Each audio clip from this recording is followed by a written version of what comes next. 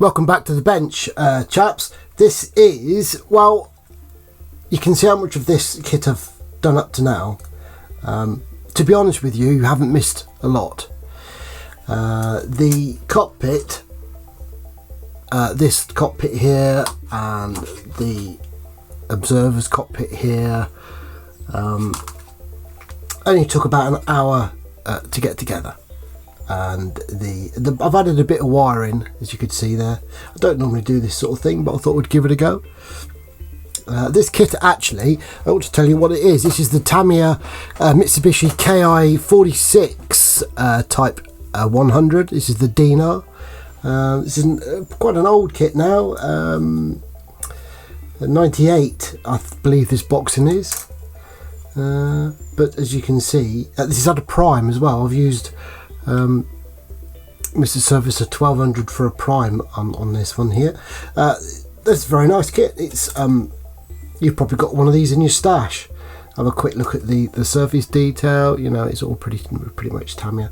We've had a dry run, a dry fit of the fuselage and the wings, and as you can imagine, there's no fit issues whatsoever. I'm also going to be having a little play with the pilots. Now, he's been primed in the same primer, but I've used NATO brown just to give him this, like the shading layer, or the base layer, and then I'm going to come in later on board in a minute, and then we'll put some flat earth on him, and then we can detail paint him up. I'm not a figure painter. I'm only doing this purely because there's no seat belts. I haven't got any, so that's why I'm doing that. This is just going to be a quick build video. We're going to be nothing intense at all. Not like the Zero, the Hasegawa Zero. Do you remember that one? The Clown Zero. We won't be anything like that. I'm actually going to use these Mr. Colour paints. That's going to be for the internals. This is the green, and then the grey. These paints are really nice. They're really good. They seem to be accurate. Not that I know anything about it, but it just says on there what they are. That's what I'm going with. So next up will be painting the cockpit, and we'll give the pilots a bit of a base layer as well. So I'll see you in a minute. Here's a little lesson, chaps. We've got this sprayed up, very nice colour. Went down okay. I used Mr. Leveling thinner, but I think it was a bit too thin, because it did need 3 coats. The final coat was with rapid thinner, and that now is, I think, my thinner of choice at the moment, especially if we're using the Mr. Colour lacquer paints. It's very nice thinner indeed. So that gives us that sort of finish there. Look, so on that one there. So all this needs detail painting. I even got the instrument panel painted. That on the top there is Tamiya's LP, 5 semi-gloss black, and the front there is MLP NATO black, so 2 different colours of black. That's going to just take a dry brush. Might do a dry brush to the top, don't know. There's no decal for the instrument panel in this kit. I've got no PE one, so we'll just go with what we've got. So that'll get a bit of a dry brush, and obviously we need to detail paint all the other bits and pieces. There's quite a lot of black that goes in here, and we can pick out some different colours, and then of course it's all going to need a wash, of course, of some description. The pilots, come and see Dick and Dom here. There's 2 pilots, well, a pilot and a observer navigator type. He's had a coat of flat earth Tamiya. What number is that? 52, XF52. There it is, that one there. He's had a little coat of that, airbrush from that sort of angle, a light airbrush, and you can just about, so I don't know whether you can see it, whether that's the camera's going to pick it up. You could just about see it's got a bit of shading in there. These will either turn out okay, or they'll turn out pretty rubbish. We'll just have to see. Okay, so what we're going to do, I'm going to do a little experiment here. We're going to use, this is for the wash of the, obviously the cockpit area. So I'm going to just use a bit of green. So at the minute I'm using this olive green, thin mix with the Sunsador stuff. So but this might actually be too subtle for what we want, but we're going to put it on. So I'm going to brush it on willy-nilly, and then we'll see what we get at the end of it when it's all dried off. Like I say, I just think it could be a bit too subtle.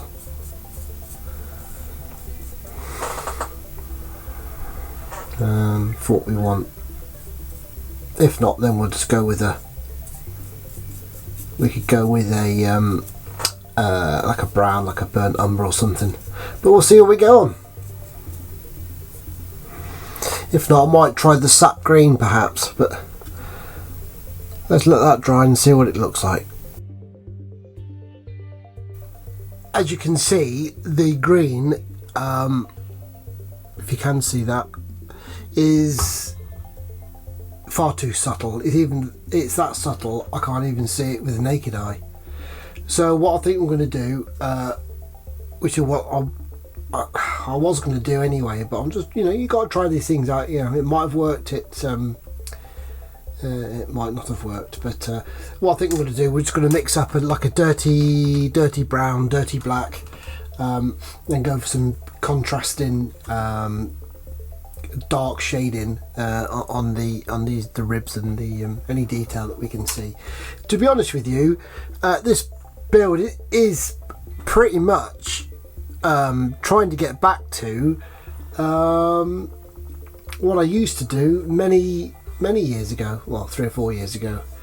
I mean, more about that I think later on in the build perhaps, but anyway, listen off this waffle, let's just get on with mix up some of this oil.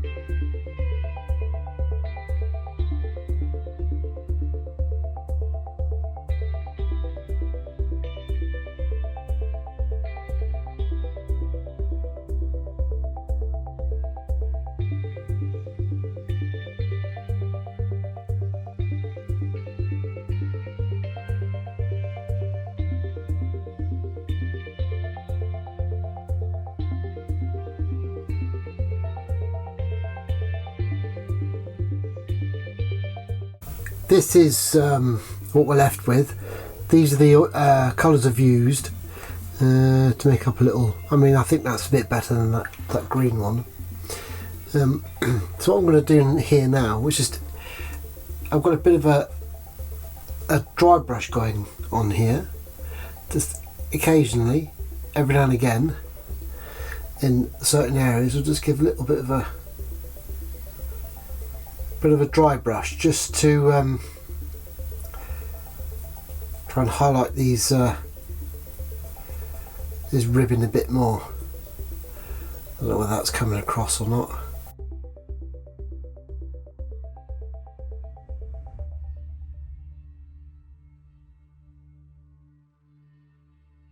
To be honest with you, it is all still a little bit wet. Maybe I should be waiting to do this.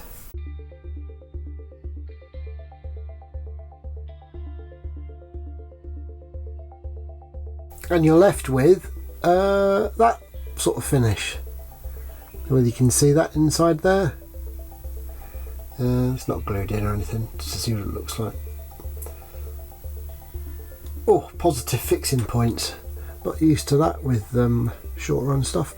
So that's got a bit of a dry brush. Not too bad. Side by side, port side, not too bad at all. This is going to have if you know about the Dinah, it's got a closed cockpit, so, and I'm going to have the pilot figures are going to be in there as well, so you're not going to really see too much. There he is. There's one of them anyway. It's not too bad. It'll do for me.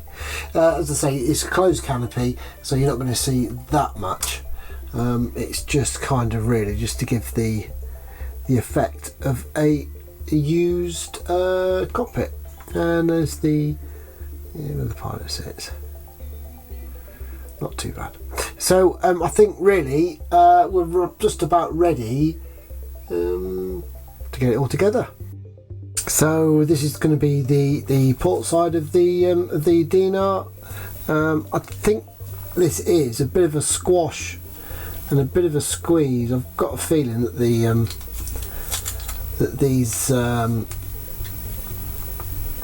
there's a little bit of warpage on this fuselage halves, but I mean that's what it's going to look like. It'll look not too bad really. Right, so I'm just going to glue this up then.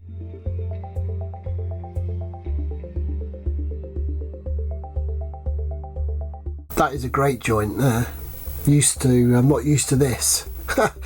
Bird and these classic airframes kits. Great joint there.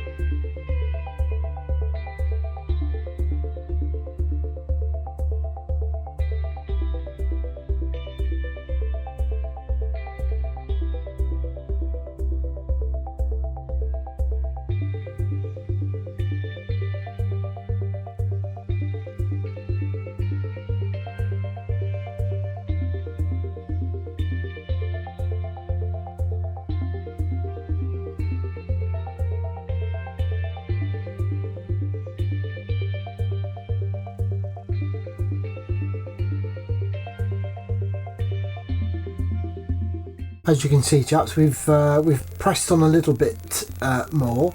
Canopy's all on and masked. This is using an Edward mask set.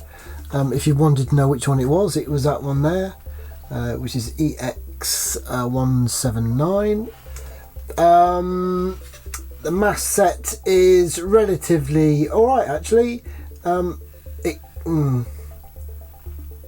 It covered all the panels it should do, put it that way.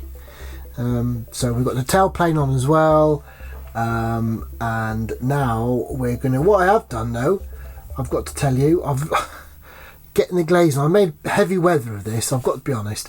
I lost this one here, so I've had some to put in some clear acetate in there.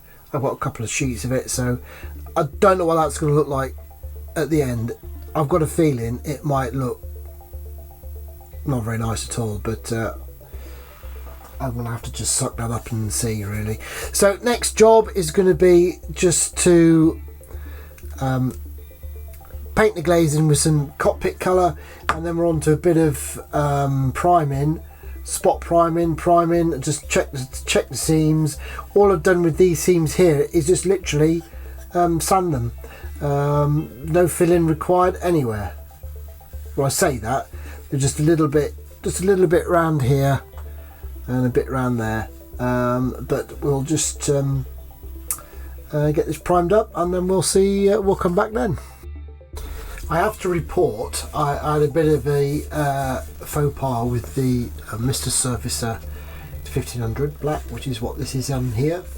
I used rapid thinner, and it was a bit too rapid, to be honest. Went down very gritty indeed. It was a humid night when I did it, so I think I'm going to call it as that was the problem. But I think it's just too thick, and it just didn't work well for me on that occasion. But this has been smoothed down with some 4000 grit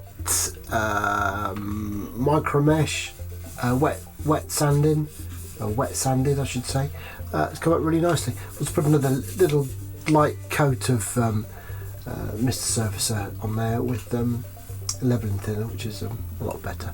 So these are the colours we're going to be banging on with. They're all Mr. Hobby colours, the lacquer stuff, and this will be thinned with leveling thinner. So I'm going to use rapid thinner again. I don't think might be too big of an area, and it's a bit warm at the minute, so.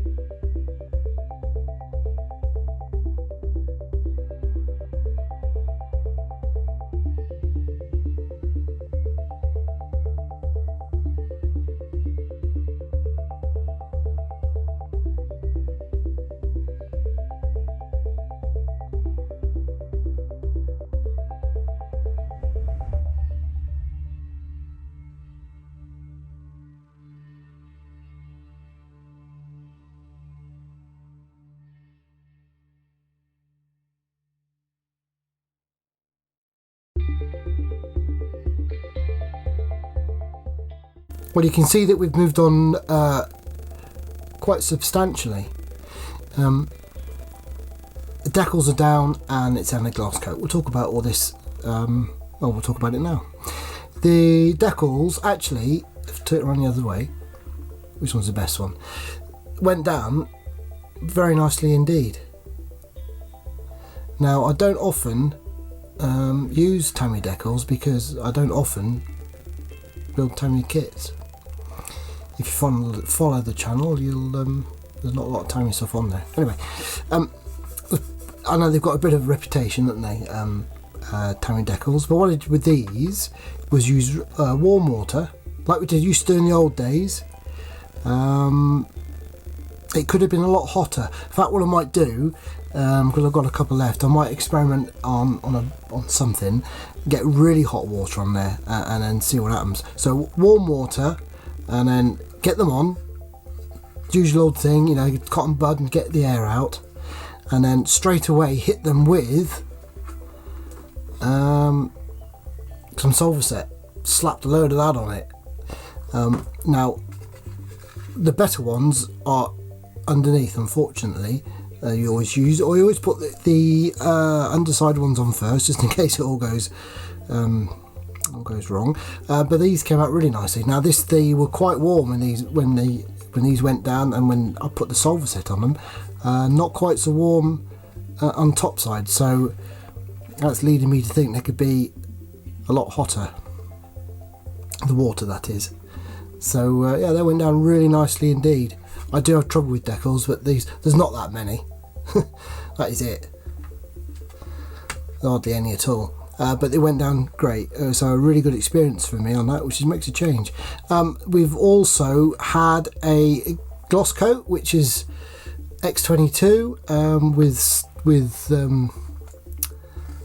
there it is, leveling thinner. Went down really nicely.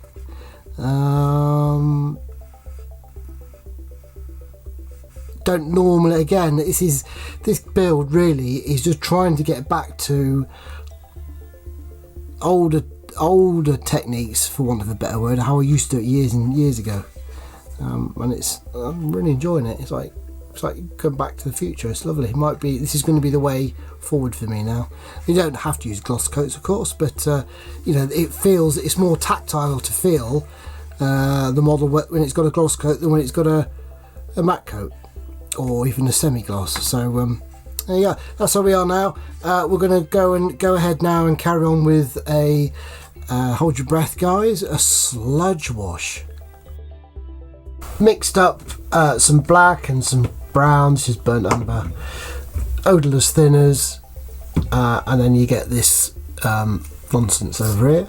So what we're going to do now, of course, is we're going to apply this with a brush onto the model, and hopefully we should be okay.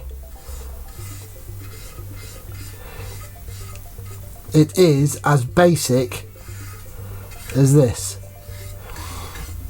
What I'm hopefully what will happen is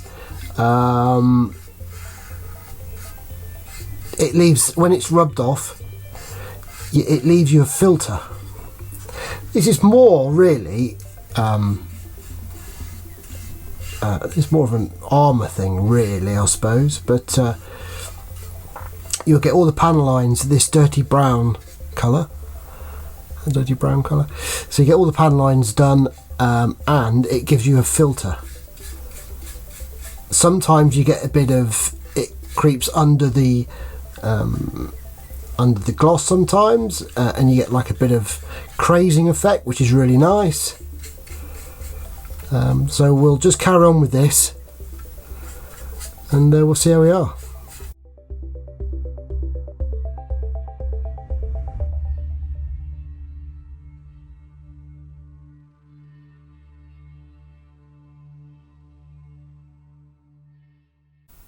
So after a short while, not as short as I'd hoped for it to be, we're ready. It's not actually as dry as I'd fancy. I kind of like it when it's dry like this. This is a bit too wet really, but I'm going to go for it. I'm going to see what happens.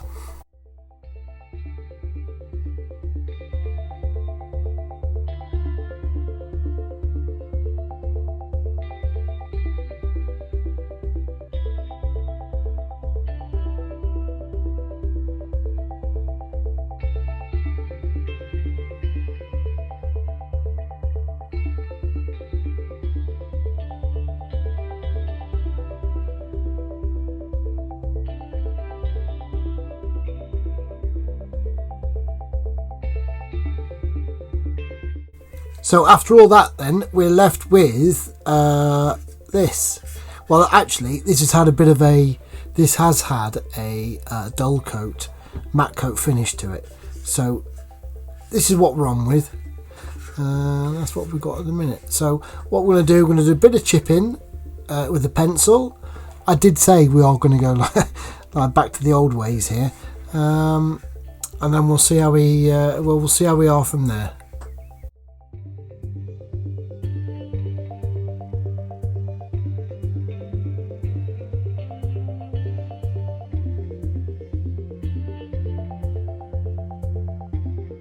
Just the rest of the airframe to do now, and a bit underneath. I won't bother too much underneath because obviously the silver and the light grey you can't really see a lot, but there you go.